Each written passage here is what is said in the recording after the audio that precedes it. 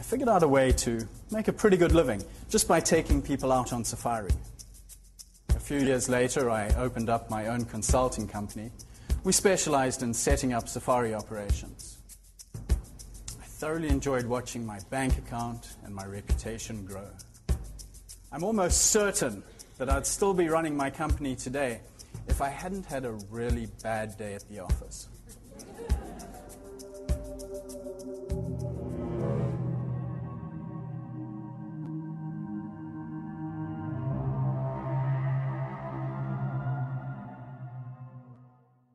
I remember waking up on the morning of Saturday, March the 9th, 1996. I was quite excited and a little nervous too. I'd picked up the clients a little earlier on that afternoon at their hotels. There was a middle-aged married couple from Germany and two young couples from France. I would always start with a safety talk. You see, this could be quite tricky as I didn't want to scare anyone, but I needed to make sure that they understood that out there in the wild, we were the intruders. And that on the river, there was always the chance that things could go horribly wrong. Everyone was just having a wonderful time, sipping on their cocktails, munching on their finger snacks. A little while later, we came across a pod of about a dozen hippo. They were all just wallowing in the shallows. I started telling Joe and Gundi a little bit about hippos.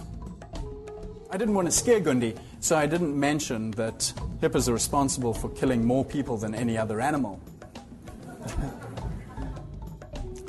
Then I led the way to the narrow channel that would take us safely past the danger. When I got to the channel, I turned to check that everyone was where they were supposed to be. And sure enough, Ben was right behind me and Mac was right alongside him. But Evans had fallen back a bit. So to give him a chance just to catch up, I put my paddle down and just drifted. The scenery there was spectacular. That it was dusk and the world was softly backlit just added to the experience. We all just took a moment and soaked in the peace and the tranquility.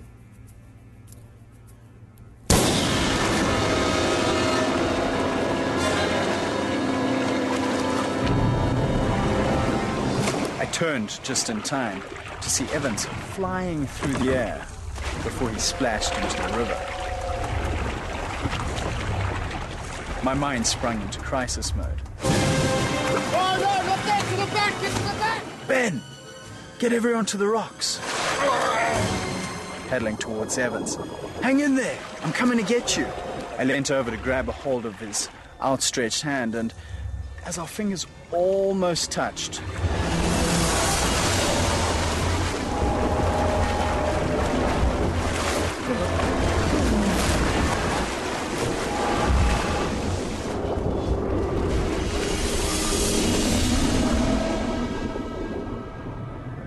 my world went dark and strangely quiet. A few very long seconds ticked by as I tried to figure out what was going on. From my waist up, I was not dry, but I wasn't wet either, not like my legs were. I was head first, up to my waist, down a hippo's throat. I pushed and I pulled and I wiggled about, all to no avail. Then the monster loosened his grip, long enough for me to escape, bursting to the surface, and came face to face with Evans.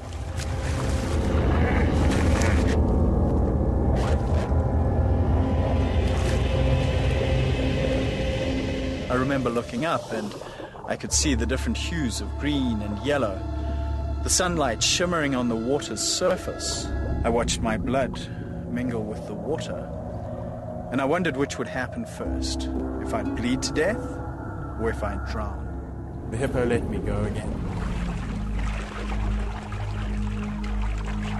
The next thing I knew, the front of Mac's little red kayak appeared inches from my face, and I managed to grab a hold of the handle on the boat's nose.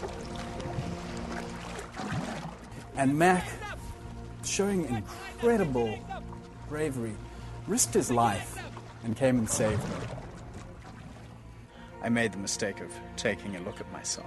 My one arm, from the elbow up, it had been crushed to a pulp, and from the elbow down it had been stripped of all its flesh. Then a strange thing happened. I went incredibly calm and all the pain went away. And I knew that it was my moment of choice. I knew right there and then I could shut my eyes, I could drift off, I could call it a day.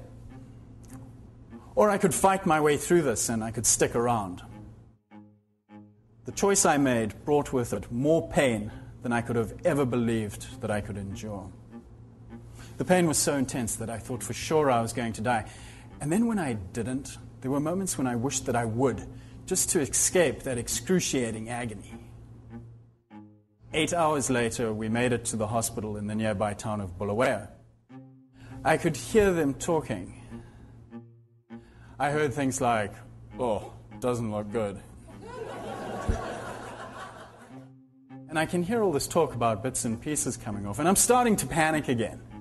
I said, "Doc, please, I know that you're going to do what you've got to do, but what do you say you take the minimalist approach, huh?"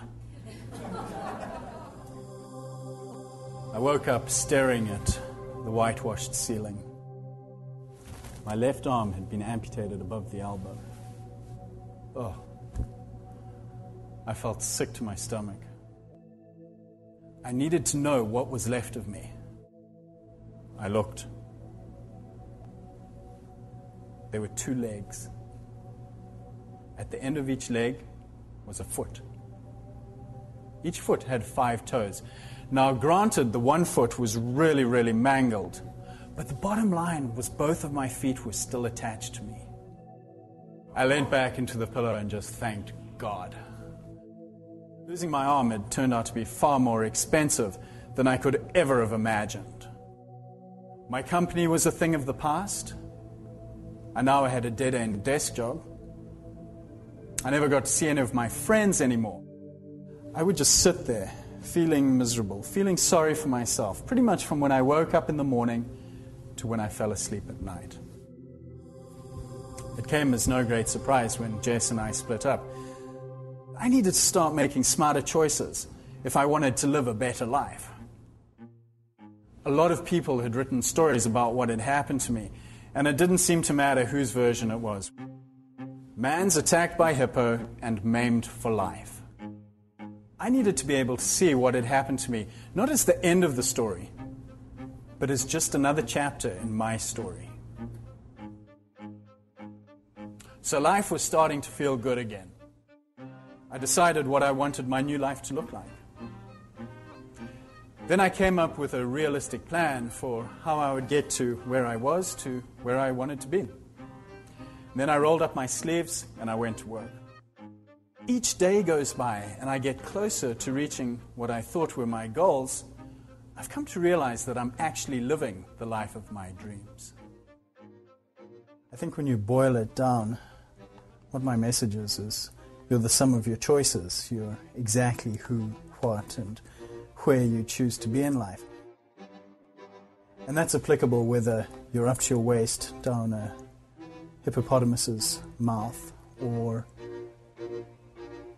if you've just gone through a personal tragedy, or if your organization's downsizing. Whatever happens, life is going to happen.